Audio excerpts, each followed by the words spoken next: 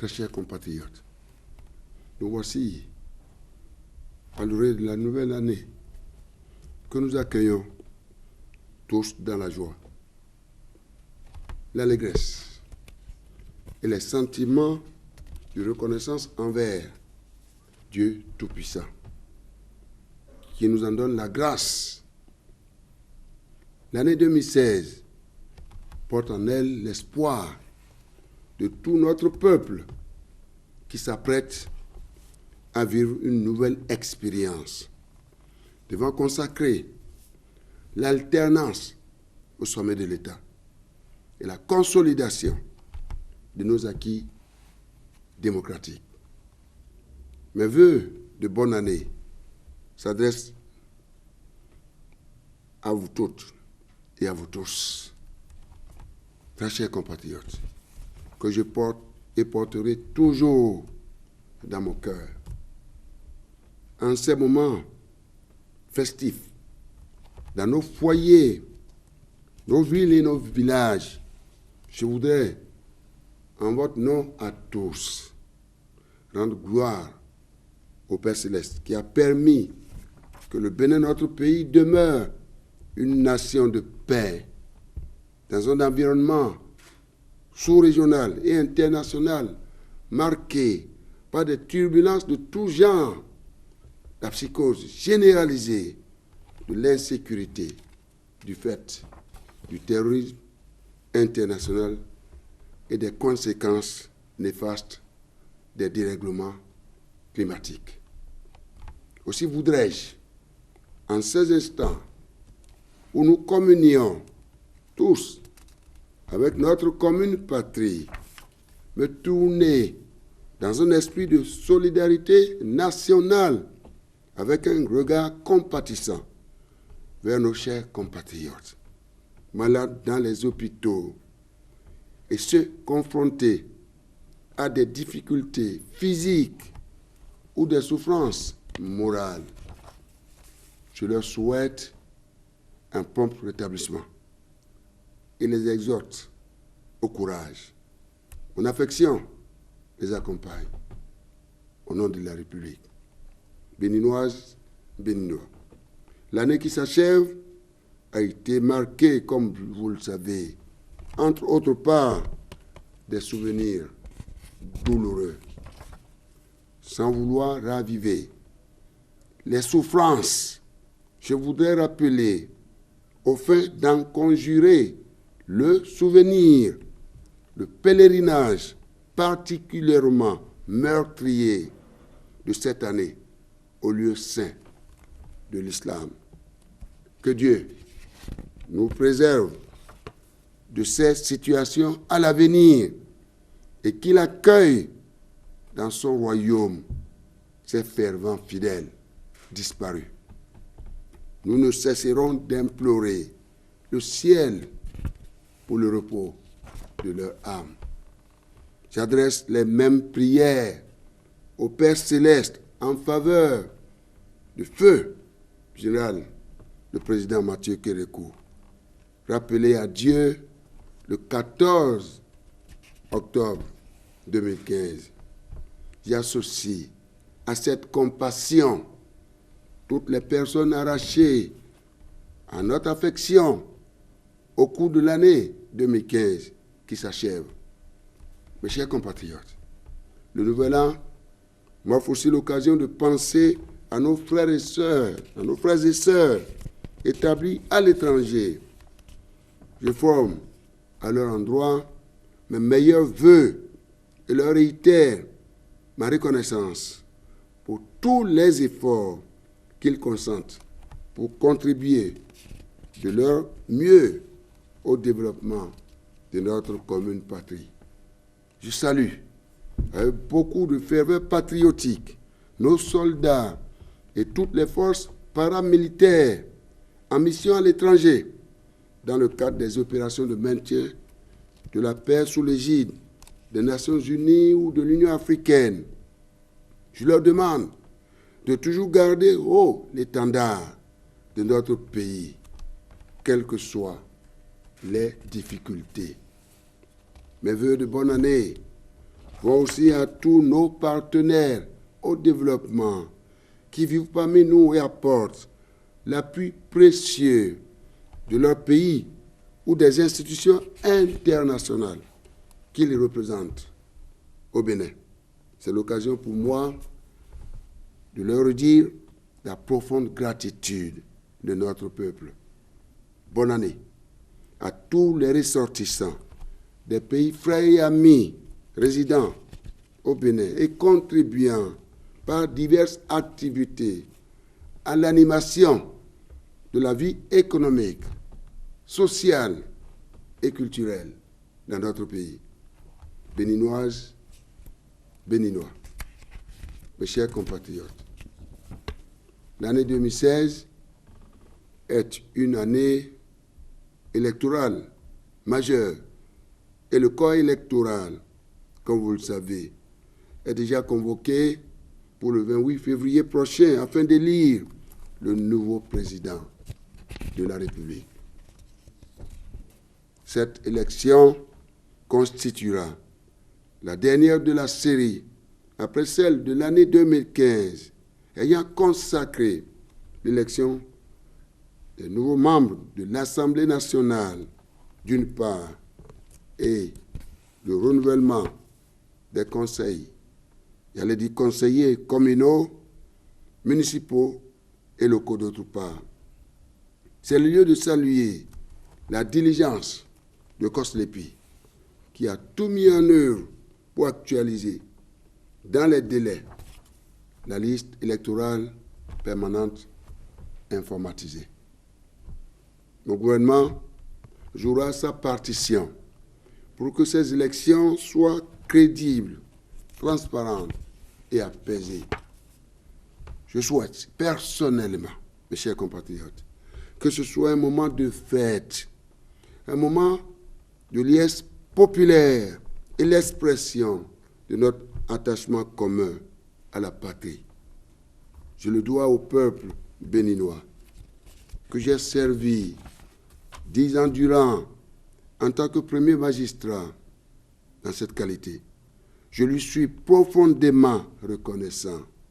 Le seul détenteur du pouvoir, vous le savez, c'est le peuple souverain du Bénin. Et il exprimera son choix dans les urnes en conformité avec les principes démocratiques auxquels nous sommes attachés. Je n'oublierai jamais cette aventure formidable et exaltante, mes chers compatriotes, celle de gestion des affaires publiques que j'ai vécue avec mes très chers collaborateurs de toutes catégories, civiles comme militaires, que je salue très respectueusement et remercie du fond de mon cœur. Ce serait prétentieux de ma part de dire que nous avons tout réussi, que tous nos projets ont été exécutés avec succès. Cependant, il faudrait reconnaître que nous avons apporté, à la suite de tous les régimes précédents, notre modeste contribution au développement de notre pays, dont la volonté d'aller vers le progrès n'est plus un souhait, mais une exigence. Mes chers compatriotes, les présents vœux à votre endroit, les derniers de la série depuis 10 ans, me donnent l'occasion de vous dire un grand merci. Merci pour tous. Merci pour l'accompagnement précieux dont j'ai bénéficié de vous et de vous tous durant toutes ces années passées ensemble. Merci de m'avoir accepté. Merci de m'avoir supporté, mes chers compatriotes. Nul n'est infaillible. La tâche n'a pas été du tout facile. Des erreurs ont certainement été commises. Je saisis cette solennelle et ultime occasion pour solliciter votre indulgence. Nous avons tout de même fait de notre mieux sur le chemin du Bénin à la FIA 2025. Ce qui compte, c'est l'avenir de notre nation. Et je continuerai, où que je sois, d'apporter ma contribution pour son édification dans la mesure de mes possibilités. C'est d'ailleurs pourquoi je soumets à votre méditation la réflexion suivante. La conférence nationale des forces vives de la nation de 1990 a eu l'inestimable mérite de projeter dans le monde une image extrêmement positive de notre pays, le Bénin. Mais si nous n'y prenons garde, mes chers compatriotes, cette bonne réputation risque d'être écornée si nous refusons de relever les défis importants que je ne cesse de rappeler. Il s'agit notamment des questions de gouvernance à tous les niveaux, publics comme privés. Elles ont trait à l'impunité, dont le corollaire, vous le savez, la corruption, entraîne l'appauvrissement d'une frange importante de nos populations. Il s'agit aussi du renforcement du cadre institutionnel pour le contrôle des comptes de l'État par la création de la Cour des comptes, de la sauvegarde de l'intégrité publique et l'application effective de l'imprescriptibilité des crimes économiques dans notre pays. Il s'agit surtout de la qualité de notre justice qui appelle sa dépolitisation. Je dis bien, il s'agit surtout de la qualité de notre justice qui appelle sa dépolitisation. Je dis bien dépolitisation. Dépolitisation, mes chers compatriotes. J'insiste, ça me préoccupe. Son impartialité en vue du respect scrupuleux des textes, notamment ceux relatifs à l'enrichissement illicite et la déclaration de patrimoine. Il se pose aussi le problème de la probité de la classe politique, du rôle de veille que doit jouer la société civile. À ce propos, mes chers compatriotes, les déviances des gouvernants doivent être sanctionnées par cette institution que nous appelons aujourd'hui la Haute Cour de justice, dont les conditions de saisine doivent être révisées sans délai afin d'assurer sa fonctionnalité et sa crédibilité. Sanctions administratives, sanctions disciplinaires, sanctions politiques, sanctions pénales et que sais-je encore, chers compatriotes. Toutes ces sanctions doivent crédibiliser l'arsenal légal, réglementaire, institutionnel, si nous voulons consolider l'image internationale de notre pays et la crédibilité de ces institutions. Très chers compatriotes, béninoises, béninois, la question de la bonne gouvernance, fondement de stabilité, de paix, de sécurité et de prospérité, nous renvoie, comme vous le savez, au processus politique transparent, prévisible, ouvert, à l'abri de l'omniprésence de l'argent qui éclabousse notre pays aujourd'hui, notamment en cette veille électorale.